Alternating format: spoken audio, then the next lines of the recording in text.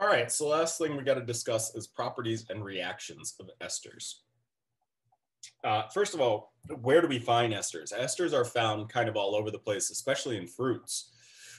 We talked about how thiols have, thiols were that SH group, corresponded to really pungent smells, but tended to be on the less pleasant end of the spectrum. So things like garlic or blue cheese or onions or even skunk spray, we learned out have thiol groups. Ester groups are also very volatile, very odorous compounds, but they tend to be very pleasant, very fruity in fragrance. So for example, the main ingredients in all of these fruits, in pears would be propyl ethanoate, bananas would be pentyl ethanoate, oranges, octyl ethanoate, pineapples, apricots, all right? So these fruity flavors and smells correspond to esters. The smaller ones are also really good solvents. Okay, so for example, ethyl acetate or ethyl ethanoate is a solvent that's used in fingernail polish as an alternative to acetone. Yeah. All right, so talking about the boiling points of esters compared to other functional groups that we have. Previously, right before this, we talked about carboxylic acids and how they have both this polar carbonyl group, but also the very polar hydroxy group, right? And so because of the two of those combined, our carboxylic acids have the largest boiling point out of any functional group that we've studied up until this point. If we look at esters, they also have that carbonyl group, right? That's a polar carbonyl group. It can interact with other carbonyl groups through dipole-dipole interactions, but it does not have that OH group, right? It has the oxygen, but remember the hydrogen is really the one that's forming those really strong hydrogen bonds. So because of that, it is a much weaker intermolecular interactions. It falls even weaker, in fact, than an alcohol, which again has that hydrogen, can form those really strong hydrogen bonds. So an ester would be a lower boiling point than even an alcohol, okay? Because it just doesn't have, despite its similarities to a carboxylic acid, the one thing it's missing is that hydroxy group, right? And that hydroxy group is the one that forms those really strong intermolecular interactions. Nonetheless, it's still much stronger intermolecular interactions than an alkene that doesn't have that polar carbonyl group, okay?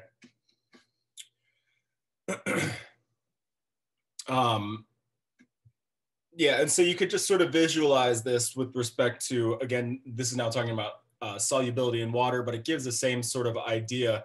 Esters can be soluble in water when they're small because they can accept hydrogen bonds, right? So you have hydrogen of water interacting with the various oxygens in our ester, but they can't form strong hydrogen bonds. So they have, you know, they can, or rather they can accept, but they can't donate for the hydrogen bonding. They don't have their own hydrogens to participate in that kind of bonding. They have similar rules to, you know, what we've seen up until this point, which is 5 carbons or less, they are soluble in water. As you go up from there, their solubility will decrease, become partially soluble, then insoluble. Okay. Reactions of esters. So we sort of started talking about this before when we just introduced the concept of esters, this Fischer esterification, and we talked about how it could go in either direction. And so this is what this represents here. If you were doing the hydrolysis of the ester, that would be going the opposite direction, where we start with our ester here, and then we're forming a carboxylic acid and an alcohol, right? So breaking up its ester into its two parts, the carboxylic part and the alcohol portion. And this will happen along with water will be consumed at the same time, okay? So this would be a hydrolysis. This is the reverse of the Fischer esterification. And remember, this reaction can kind of go either direction. If you started out with the alcohol and the carboxylic acid, you would go towards the, in this case, the reactants end, you would go towards the ester. If you started out with an ester and water, you would go the other direction. You would go hydrolysis to carboxylic acid and an alcohol. So aspirin, for example, we talked about how this is a sort of a famous ester here. Aspirin has a shelf life. It doesn't last forever. And that's because if you store it, it will sort of slowly absorb water and hydrolyze. So let's see if we can't figure out what the two portions would be if we consumed water. So plus H2O.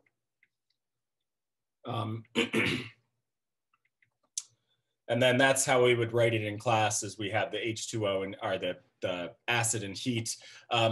If we took away the acid or in the heat, this process would still occur, but much, much slower, which is why aspirin doesn't just fall apart in a second. It has a fairly long shelf life, a year or two or something like that. But anyway, we're going to have to find this ester bond to revolve around this oxygen right here. And we're going to break it up so that 1/2 becomes our alcohol and 1/2 becomes the carboxylic acid.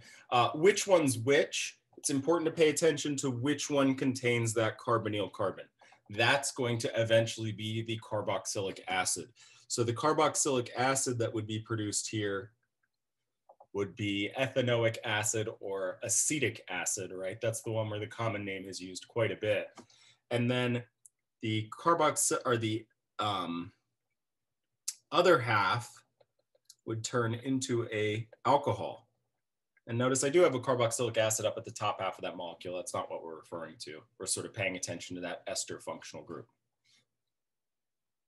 Okay, but so this would be the two portions after an acid hydrolysis of aspirin. We can actually do the same sort of hydrolysis of a ester under basic conditions, but importantly, this one is not reversible. Okay, so this will only go towards the product side of things. We have our sodium hydroxide interacting with our ester. We're still going to break it into those two same parts, a carboxylic acid and an alcohol. So in this case, here's my carboxylic acid half. Again, that's the one that contains that carbonyl carbon. So that ends up here. And the other chunk becomes my alcohol, in this case, methanol. Importantly, though, in this the product for this reaction isn't actually a carboxylic acid, it's a carboxylate, because we are under basic conditions. So the acid form of this molecule isn't going to exist, right? Because under basic conditions, we would just have an acid-base reaction. So you don't want to use the acid form, you want to use the carboxylate form or the ion form. Okay, so that's a big difference between acid catalyzed hydrolysis, where indeed we do get a full carboxylic acid out at the end, still has that proton, and of course our alcohol as well. This would be acid catalyzed, where we have the carboxylic acid.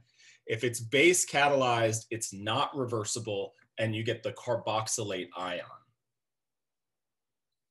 This is another fancy name, saponification. That has to do with the fact that it's actually a key process in making soaps. Okay. Ethyl acetate is a solvent used in fingernail polish, plastics, and lacquers. Right, a balanced chemical equation for the base catalyzed hydrolysis, right? The hydrolysis in the presence of NaOH. So ethyl acetate, so this is kind of the common name. If this were on my exam, I would have told you it was ethanoate. So that would be 2 carbons on the parent chain portion of my ester, as well as 2 carbons on the other portion, the ester portion, okay? And this is going to react with NaOH. Again, oh, actually, let me be good, because this is only a one-directional reaction, catalyzed by heat as well. The real tricky part here is, can you figure out which portion is going to be your carboxylate and what's going to be the alcohol? So again, the portion that contains that carbonyl carbon, this is going to be the carboxylate portion. And then the other chunk is going to be our alcohol. Okay, and then Na+. Again, your book likes to put the sodium over next to the carboxylate ion. I like to emphasize that they're not together forming an ionic bond until you get this out of solution. So in this case, you would have to get rid of this alcohol, as well as presumably there's water in there as well, because NaOH you would have in solution as well. So, you know, basically if you were in the lab and you mix these two things together, the next step would be going and boiling off whatever solvent you have before you're left with an actual carboxylate salt. Okay, and now we're going to do the same thing. So now we're going to do it with methyl acetate again. And if this was an exam, it would be methyl ethanoate that I would give you. Whoops, 08. And we're going to do the reaction with both the acid catalyzed hydrolysis as well as the base catalyzed hydrolysis. So we can see the big difference between these. So first of all, if it's methyl ethanoate, the ethanoate is my parent chain with 2 carbons, and the methyl is my the other portion of the ester. So this was reacting with water in a bidirectional reaction with H2 and heat. So I'm going to use my fancy 2-directional arrow. If I did the same thing, but it was base catalyzed, also catalyzed by heat, but I'm going to make sure to only use the unidirectional arrow. Okay, that's the big difference we want to hammer home about acid catalyzed versus base catalyzed. Acid catalyzed, readily reversible, can go in either direction. Base catalyzed can only go towards the products. Besides that, you're going to look in both of them, and your carboxylic acid chunk or the carboxylate chunk, depending on what reaction you're talking about, has 2 carbons. Again, that's going to be the one that contains the carbonyl carbon. So in the acid catalyzed, I'm going to get a 2-carbon carboxylic acid. And in the base catalyzed, I'm going to just make sure to leave it as the carboxylate ion. And then the other product of these, both of these reactions would be methanol, a 1-carbon alcohol that comes from this portion here.